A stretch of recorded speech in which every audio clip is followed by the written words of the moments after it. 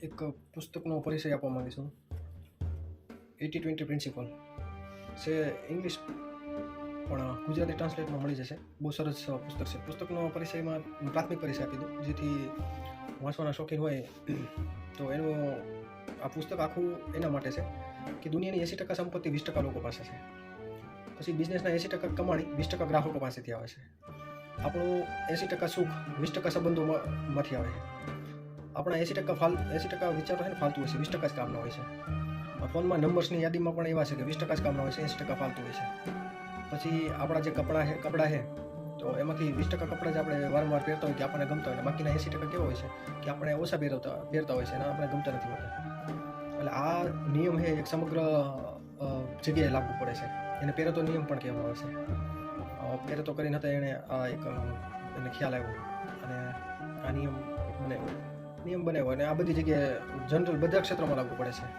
20% નિયમ મુજબ 80-20નો નિયમ કહેવાય. એ નિયમ મુજબ 80% પરિણામ અથવા તો આઉટપુટ 20% પ્રયાસો અથવા ઇનપુટ પર નિર્ભર કરે છે. સુખ, સંપત્તિ, સફળતા, સમાજના સંબંધો વગેરે નિયમ બધામાં નિયમ લાગુ પડે છે. યાદ રાખો કે તમારી પાસે 24 કલાક જ છે. જો તમે એવું માનો છો કે તમે વધુ કામ કરો તો વધુ સફળ થાય, તો એ વાત એકદમ ખોટી છે. આ પુસ્તકમાં એમ કહેવામાં આવ્યું છે.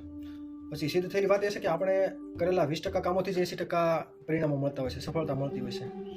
તો આવું કેવી રીતે થાય છે એનું ડિટેલ્સમાં આ પુસ્તક લિખિત છે કે કેવી રીતે આ વિચારોને અમલમાં મૂકી ઓછી મહેનતે વધુ સફળતા પ્રાપ્ત કરવી.